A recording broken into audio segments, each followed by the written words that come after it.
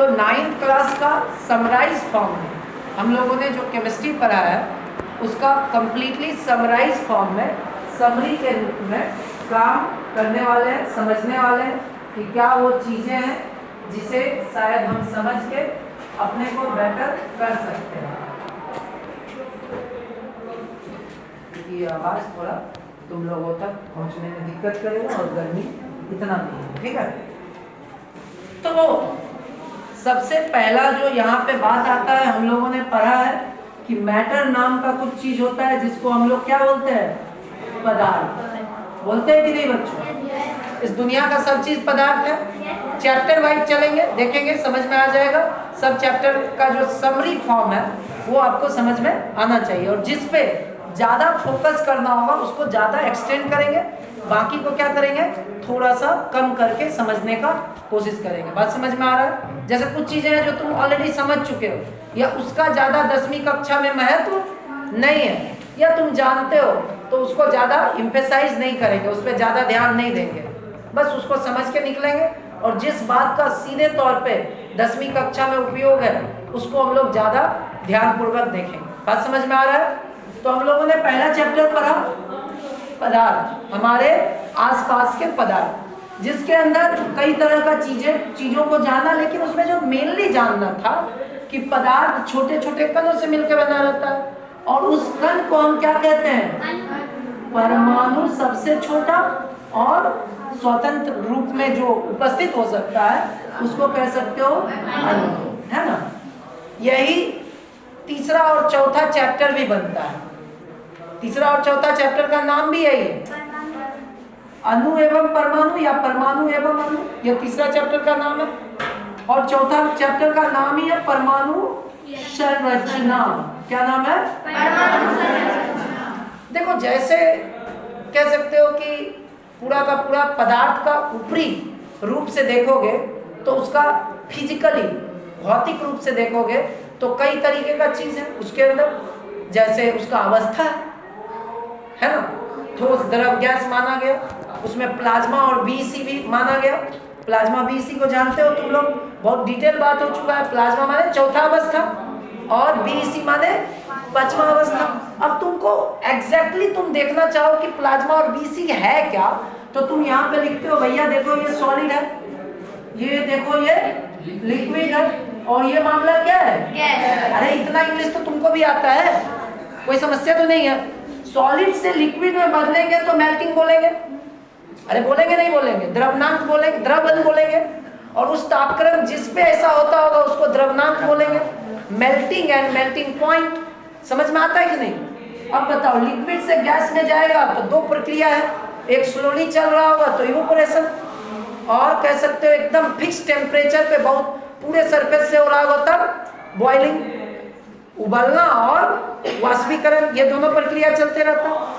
Gas से वापस liquid में बनने का भी प्रक्रिया है जिसको संघनन या कंडेंसेशन कहते हैं, और फिर लिक्विड से सॉलिड में बदलना जिसको फ्रीजिंग या जमना कहते हैं, जिसको हिमांक वो तापक्रम है जिसपे कोई भी द्रव ठोस में बदल जाए। ऐसा होता है कि नहीं, फ्रीज पूरा का पूरा इसी काम को कर रहा होता है। अरे हाँ ना बोलो, yes, अरे सारे बोलो, yes, अरे जोर से बोलो, yes, हाँ, जागते रहो। ऐसे नहीं कि बस सर बोल रहे हैं तो अपना सर को छुपा लो, ऐसे नहीं। तो देखो, सॉलिड लिक्विड गैस था, भैया ये प्लाज्मा कहाँ से आया, क्या ये चौथा यहाँ पे है और पांचवा यहाँ है, नहीं, चौथा पांचवा वहाँ नहीं है। देखो, कुछ पदार्थ ऐसा है जो ठोस भी है और द्रव दोनों के बीच का अवस्था है, यानी कि प्लाज्मा कहाँ एग्जिस्ट करता है, प्लाज्मा कहाँ एग्जिस्ट करता है, सॉलिड और लिक्विड के बीच में। तुमसे पूछे दही क्या है, भाई नहीं पता, क्योंकि ना कंप्लीटली ठोस भी नहीं कह सकते और द्रव भी नहीं कह सकते। तुम लोग कभी वीडियोस में देखा होगा टेक्टोनियल फ्लूइड, एक विशेष तरह का द्रव है जिसमें जितना प्रेशर लगाओगे वो उतना हार्ड हो जाएगा, और जितना स्लोली चलोगे वो क्या होगा, उसका अरेंजमेंट बाद में सीखने मिलेगा कैसे हुआ है, जो ऐसा कैसे हो जा रहा है वो सब बाद में। लेकिन कह रहे हैं जो ना तो ठोस है ना ही द्रव है, बल्कि ठोस और द्रव के बीच का अवस्था हो उसको क्या कहेंगे। अब सवाल होता है, प्लाज्मा क्या खाली कहने के लिए है कि दुनिया में एग्जिस्ट भी करता है? एग्जिस्ट करता है तभी तो कह रहे हैं। प्रकृति में एग्जिस्ट नहीं करता तो हम कहते क्या? अब देखो, तुम सुना होगा कोशिका द्रव, कोशिका द्रव सुने हो कि नहीं? कोशिका के अंदर जो द्रव्य है, यहाँ द्रव्य और द्रव में अंतर होता है बच्चों। द्रव्य माने हो गया मेटेरियल, मेटेरियल है ना, और द्रव माने हो गया लिक्विड। क्या हो गया? लिक्विड। तो इसको थोड़ा अंतर को समझो। कोशिका द्रव बोल देते हो तुम लोग, द्रव्य बोलो। द्रव्य माने वो पदार्थ जो कोशिका में है, लेकिन इसको जब अंग्रेजी में बोला जाता है ना, तो इसको बोला जाता है सेल मेम्ब्रेन, कोशिका झिल्ली। इसको बोला जाता है न्यूक्लियस, और इसको बोला जाता है साइटोप्लाज्म। क्या बोला जाता है? साइटोप्लाज्म। अब बताओ, प्लाज्म में प्लाज्मा आया कि नहीं आया? देखो, इंग्लिश में नाम जानते ही बहुत अच्छा बात हो जाता है कि नहीं? प्लाज्मा हमको समझ में आ गया कि नहीं? साइटोप्लाज्म माने वो चौथा अवस्था का बात कर रहा है कि ये जो चीज है, तुमसे पूछा जाए कोशिका द्रव्य क्या है, ठोस है, द्रव है कि गैस है, तुम बोलोगे, ऐसे सोचोगे तो लगेगा कोशिका में द्रव जो मिलता है उसको कोशिका द्रव कहते हैं, जबकि ये द्रव्य है। और उससे भी ज्यादा इंग्लिश में जो पढ़ रहा है वो सीधे कहेगा साइटो माने सेल, और plasm means fourth state of material. पदार्थ का चौथा अवस्था कहाँ मिल गया हमको? अरे कहाँ मिला? कोशिका। क्या खाली मेरे पास है, तुम्हारे पास है, या सबके पास में है? क्या चेयर के पास में है? सोचो तो है, क्योंकि चेयर लकड़ी का, लकड़ी कभी जिंदा था, लेकिन अब नहीं है, उसका द्रव्य कुछ और में बदल चुका है, उसका सेलुलोज तुम उत्तक पढ़े हो, उसमें जानते हो। लेकिन कह सकते हैं कि सारे लिविंग में है कि नहीं? अरे है। तो सोचो, तुमसे पूछा जाए प्लाज्मा को क्या तुमने देखा है क्या? आसपास में हर जगह है, तुम क्या कहोगे? एकदम है भाई, क्योंकि सब जीव कोशिका से मिलकर बना है। सही कि गलत? सही। सबके कोशिका में कोशिका द्रव्य है, और कोशिका द्रव्य का अवस्था क्या है? तो अब बताओ, मजा आया कि नहीं? जब तक तुम प्लाज्मा को ऐसे अनजान बना के रखोगे तब तक समझ में आने वाला नहीं। प्लाज्मा को समझना पड़ेगा कि प्लाज्मा रहता कहाँ है, कौन है, कहाँ से आया है, कहाँ को जाएगा। पागल वर्ड तुम सबको मरवाएगा। तो इससे बचने का तरीका क्या है कि तुम्हें पता होना चाहिए ये कहाँ से आया। तो प्लाज्मा आज के दिन के बाद याद रहेगा। ठोस और द्रव के बीच में क्या है?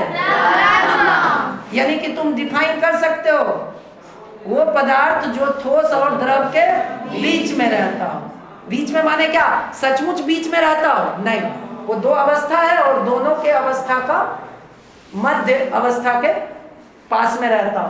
अब बताओ, क्या तुम अंदाजा लगा सकते हो बीसी कहाँ पाया जाता होगा? लिक्विड और गैस के बीच में। बस यही तो तुमको सिखाना था विज्ञान में, कि ऐसा नहीं है कि तुमको प्लाज्मा खाली याद करना है।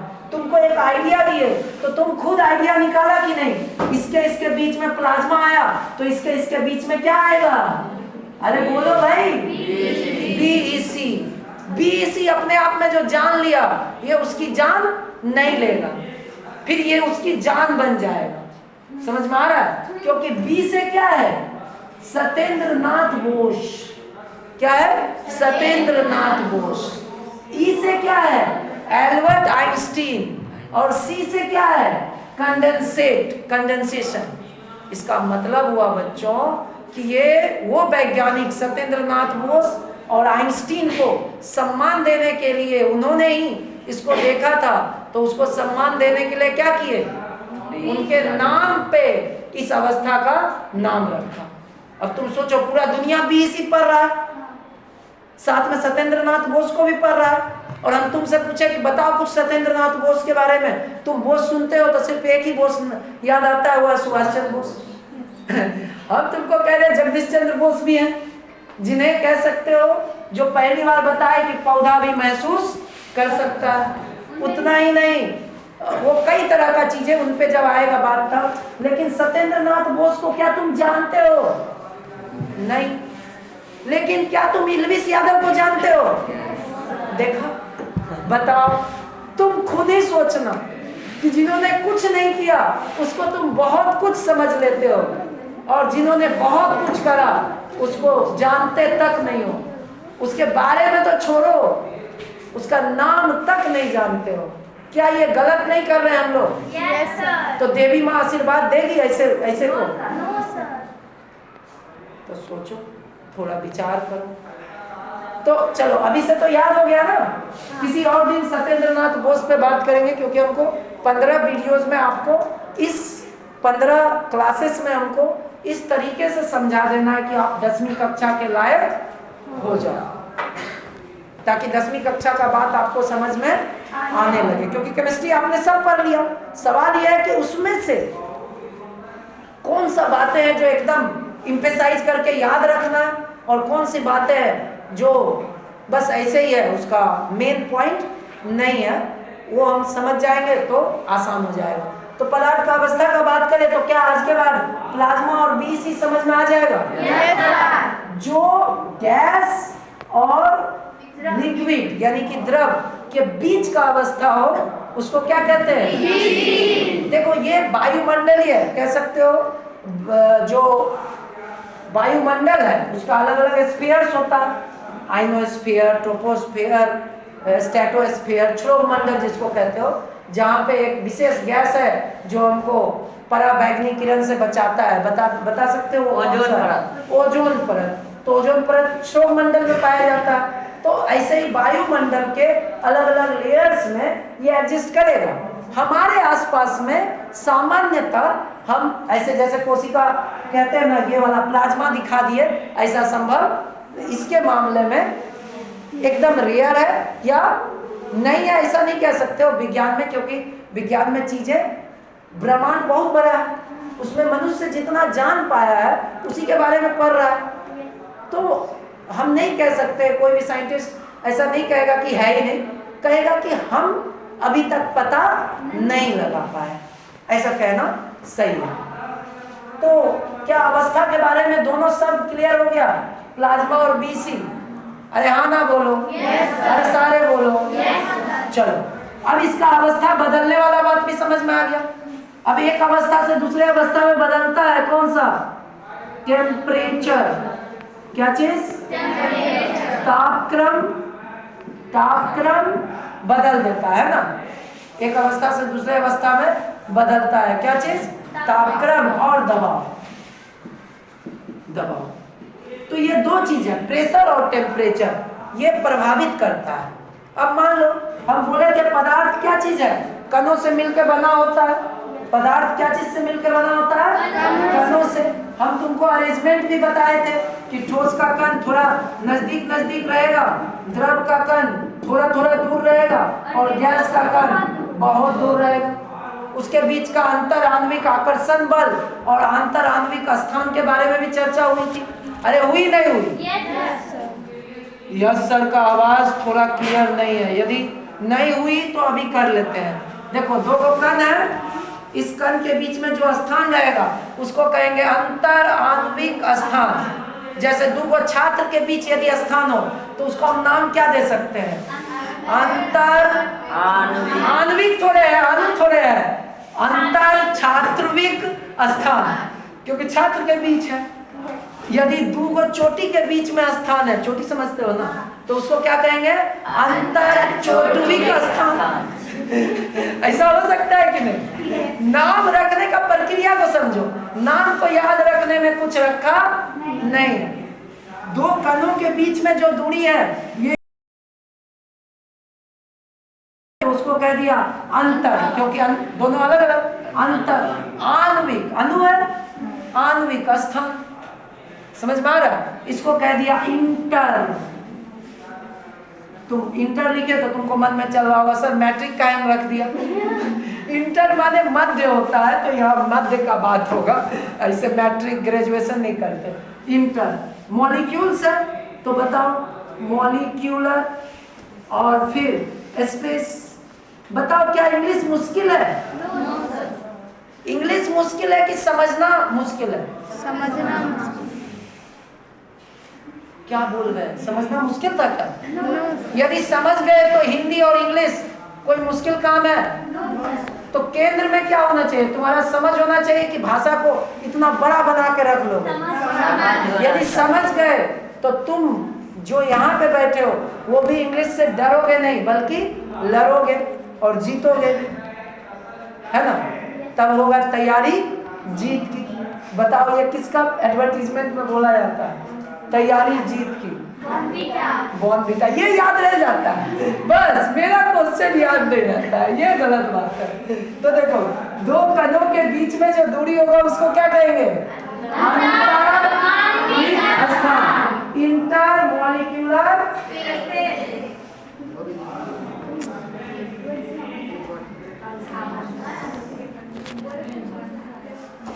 स्पेस। अभी दोनों एक दूसरे को खींच रहा होगा, अरे खींच रहा होगा कि नहीं? आकर्षित कर रहा होगा। और जब आकर्षण बोले तो तुमको विकर्षण भी समझ में आ रहा होगा। दो चुंबक का इधर उधर सेम पोल क्या करता है? विकर्षित करता है ना? तो अंतर आणविक आकर्षण बल। तो दो तरह का चीज हुआ, एक इंटरमॉलिक्यूलर स्पेस और दूसरा हो गया इंटर मॉलिक्यूलर अट्रैक्शन। स्पेस से बाहर नहीं निकल रही है, तुमको ब्लैक होल में पहुंचा रही। Space space space. Intermolecular attraction force, जो न्यूटन साहब का चीज है, इंटरमॉलिक्यूलर अट्रैक्शन फोर्स। तो तुमसे पूछे कोई बल लगा रहा है तो क्या बल खाली प्रथम द्वितीय तृतीय नियम या कोई खेल रहा है तभी लग रहा है? दो कण के बीच में बल लग रहा है कि नहीं? समझ में आ रहा है? बोला था ना न्यूटन साहब कि प्रत्येक पिंड दूसरे पिंड को अपने तरफ खींच रहा है। तो यहाँ पे भी कण अपने तरफ खींच रहा है, और जो बल लग रहा है उस बल का नाम क्या है? Intermolecular attraction force. आ रहा है समझ में कि नहीं बच्चों? जैसे पृथ्वी सब चीज को अपने तरफ खींच रहा है तो उसको क्या कहते हैं? गुरुत्वाकर्षण बल। बताओ, गुरुजी के सामने तुम गुरुत्वाकर्षण नहीं सीख पाया तो फिर ये तो बड़ा गड़बड़ हो जाएगा, फिर तो हम गुरु कहलाने लायक नहीं रहेंगे। तो तुम लोग पे भी मेरा बल लग रहा है कि नहीं लग रहा है? yes, तुम लोग खींच रहे हो कि नहीं? yes, अच्छी बात है कि बुरी बात है? अच्छी बात है। लेकिन दुख की बात है, हमसे ज्यादा बल तुम पे ये जो अनपढ़ गवार बेवकूफ मुजरा करने वाले लोग हैं ये लोग लगा देता है। और तुम लोग का मम्मी कंप्लेन करती है कि नहीं खाता है सब्जी और खेलते रहता है पबजी। तो ये तो गलत बात है ना? तो तुम्हारा आकर्षण सही जगह जाना चाहिए। बताओ, नहीं खाते हो सब्जी, बर्गर पिज्जा और ये सब खाने का डिमांड करते हो, और उसके बाद सब्जी नहीं खाते हो और खेलते रहते हो पबजी। आप क्या पढ़ाते हैं सर जी? बताओ, तो ये तो गलत बात हो गया ना? तो बताओ, यहाँ पे जो फोर्स लग रहा है सब जगह अलग अलग फोर्स का नाम अलग अलग है। जैसे दो चुंबक के बीच में लग रहा है तो चुंबकीय बल, जब घर्षण लग रहा है तो घर्षण बल, सब जगह अलग अलग बल का नाम है। तो यहाँ घर्षण बल को अंग्रेजी में क्या कहते हैं पता है? इसको कहते हैं फ्रिक्शन। क्या कहते हैं? फ्रैक्शन नहीं, फ्रैक्शन अलग चीज है। फ्रैक्शन माने हुआ 3/5, ये है फ्रैक्शन, टुकड़ा। और फ्रिक्शन क्या है? जब एक कण दूसरे पर चल रहा है या एक दूसरे से गुजर रहा है तो एक बल है जो रोकेगा, अरे थोड़ा ना जाने देंगे, तो ना जाने देंगे तो बल लगाएगा, बोलने से थोड़े नहीं जाने देंगे, बल लगाएगा। वो बल जो रोकेगा उसको क्या कहते हैं? फ्रिक्शन। तो यहाँ पे जो खींच रहा है उस बल को क्या कहेंगे? फ्रिक्शन। Intermolecular attraction force. तुम लोग कोई और फोर्स में नहीं फंसना, तुम लोग में भी फोर्स लगेगा अभी, लेकिन कोई फोर्स में फंसना नहीं है। Intermolecular attraction force. तो ये बताओ, ठोस में ज्यादा लग रहा होगा कि द्रव में कि गैस में? है ना? ठोस में आकर्षण बल ज्यादा लग रहा होगा तो नजदीक नजदीक चल गया, सब चल गया नजदीक नजदीक कि नहीं? अब बताओ, नजदीक नजदीक चल गया, इसको तापक्रम दे देंगे तो फिर सब ऊर्जा ले लिया। कौन वाला ऊर्जा? ये वाला ऊर्जा कि ये वाला ऊर्जा? हाँ, ये वाला ऊर्जा। इसका मतलब होता है एनर्जी। और इसका मतलब होता है फ्लाई, ऊर्जा, ऊर्जा। तो ये वाला ऊर्जा में, ठीक है। तो याद रखना किसको ऊर्जा मिला, कण को, कण दूर दूर चला गया। अब बताओ ठोस में से कोई कण दूर जाएगा तो किस में बदल जाएगा? तुमको समझ में आया कि वो गर्म करने पे काहे ठोस द्रव में बदल जाता है? समझ में आया? ऐसे तुम सोचोगे कि जो है गर्म करला से नहीं होय छै, एना नहीं होय छै। पहले ध्यान दो कि ठोस है और ये अपने नहीं हुआ है। कैसे हुआ है? तापक्रम देने से भी कुछ नहीं। तापक्रम ऊर्जा का कह सकते हो रूप।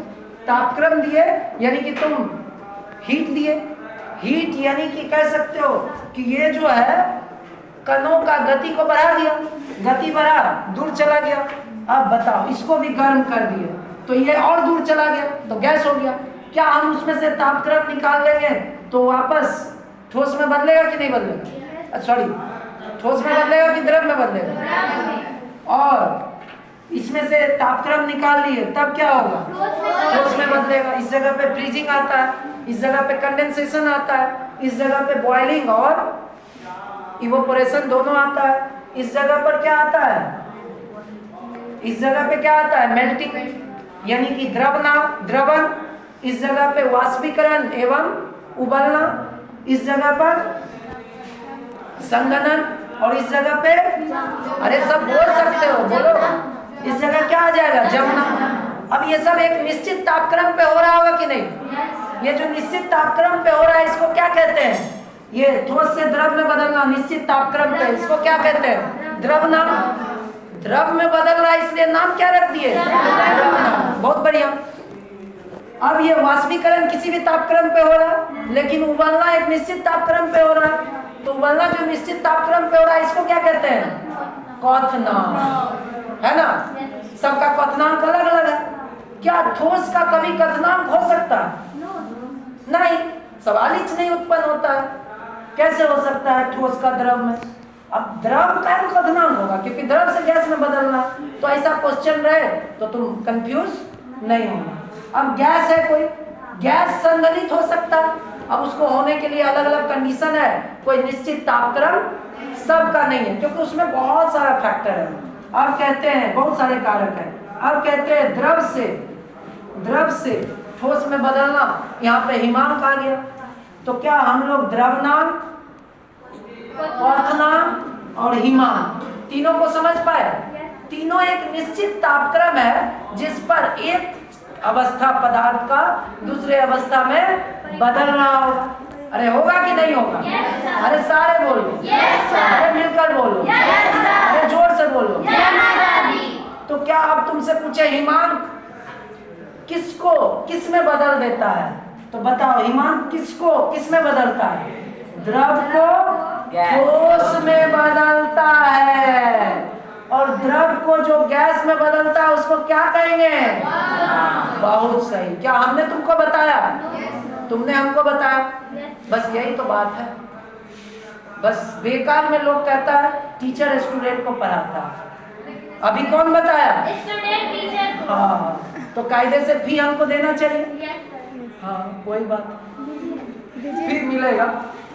ठीक है। तो आज के लिए क्या हम लोग 10-15 शब्द के प्रति एकदम क्लियर हो गए? Yes sir. जिसका भी द्रव्यमान होगा, आयतन होगा, वो सब पदार्थ। एक बात, पदार्थ छोटे छोटे कणों से मिलकर बने रहते हैं जिसे अणु और परमाणु कहते हैं, जो बाद में डिस्कस होगा।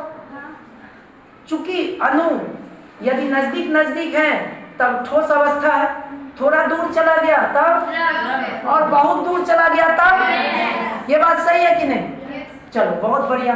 ठोस से द्रव में बदलेगा उस प्रक्रिया को द्रवण, और जिस तापक्रम पे होगा उसको द्रवण। बहुत सही।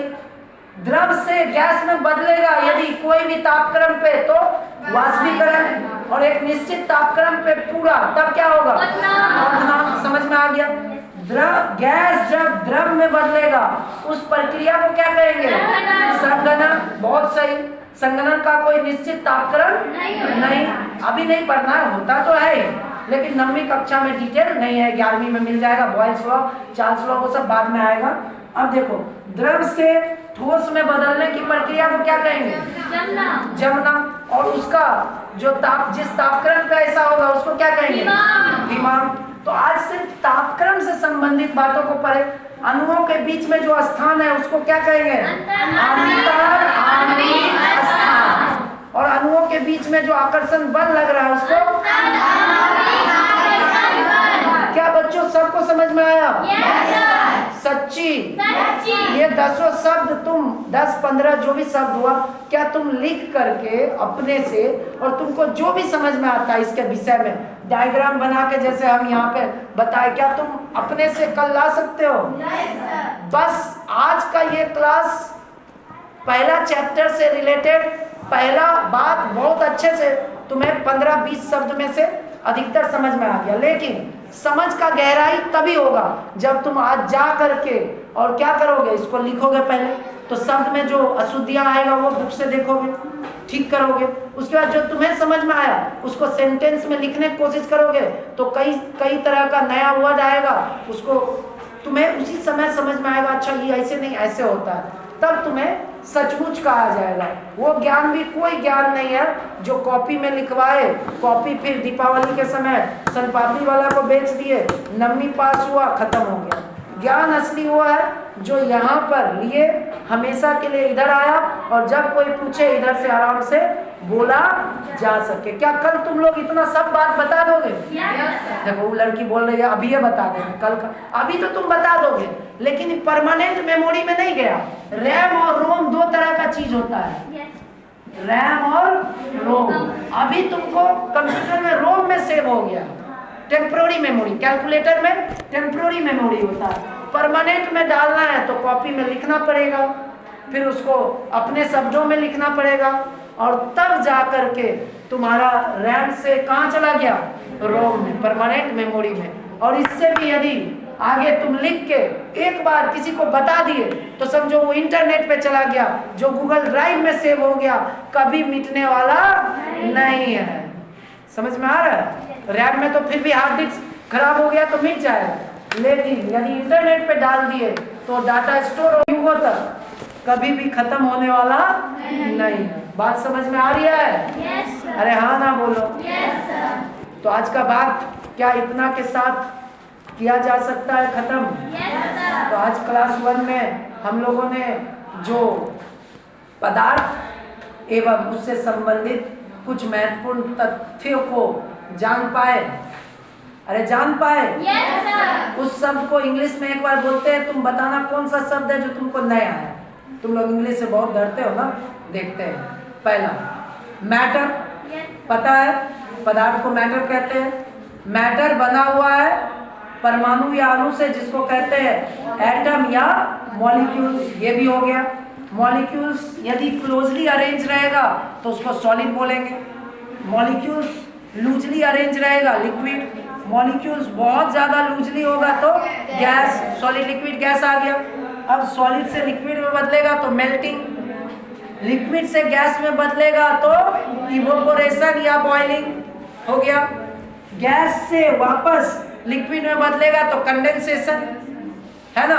जैसे जब हॉटपॉट का रोटी वाला हॉटपॉट खोलते होगे तो कंडेंस होके वहाँ बूंद बूंद जमा हुआ रहता है, कंडेंसेशन। द्रव से ठोस में बदलेगा तो फ्रीजिंग, फ्रीज से याद रख सकते हो फ्रीजिंग, फ्रीजिंग करता है इसलिए उसका नाम फ्रीज है, उसका नाम है रिफ्रेजिरेटर, फ्रीज नहीं रिफ्रेजिरेटर, क्योंकि जो जिस काम को करता है उसको उसी नाम से जानते हैं। तो फ्रीज नाम इसीलिए क्योंकि वो फ्रीज कर रहा है, किसको फ्रीज कर रहा है? लिक्विड को। बात समझ में आया कि नहीं? तो ये सब वर्ड क्लियर हो गया। इंटरमॉलिक्यूलर अट्रैक्शन फोर्स भी क्लियर हो गया। अरे हाँ ना बोलो। Yes sir. दो मॉलिक्यूल के बीच में जो अट्रैक्शन फोर्स लगेगा उसको क्या बोलेंगे? Intermolecular attraction. अब बताओ इंटरमॉलिक्यूलर अट्रैक्शन फोर्स के बाद तुम क्या इंटरमॉलिक्यूलर स्पेस को भी जानते हो? जो स्पेस रहेगा दो मॉलिक्यूल्स के बीच में उसको क्या बोलेंगे? Intermolecular space. क्या बताओ तुम में और कोई भी जिनके पास बहुत संसाधन है, 3000-5000 रुपया लगा के मंथ में खर्च करके बच्चों को पढ़ाते हैं, कोई अंतर रहना चाहिए क्या? तुम थोड़ा मेहनत करोगे तो क्या ये अंतर रहेगा? बस यही चाहता है गवर्नमेंट की कोई अंतर नहीं रहे, हिंदी के साथ हम लोग अंग्रेजी सबको भी जाने, इसमें कोई बुराई बल्कि अपने आप को विज्ञान के टर्म में अच्छी बात है जानना। इसका मतलब कतई नहीं है कि हिंदी जानना, कोई भी भाषा जानना, उर्दू जानना, मैथिली जानना, संस्कृत जानना, कोई भी नए बातों को जानना हमेशा अच्छा होता है। तो इस तल पे ले लो, तुम इस तल पे मत फंसो कि इंग्लिश हिंदी अपने दिमाग में ऐसा कुछ मत रखो। बात समझ में आ गई?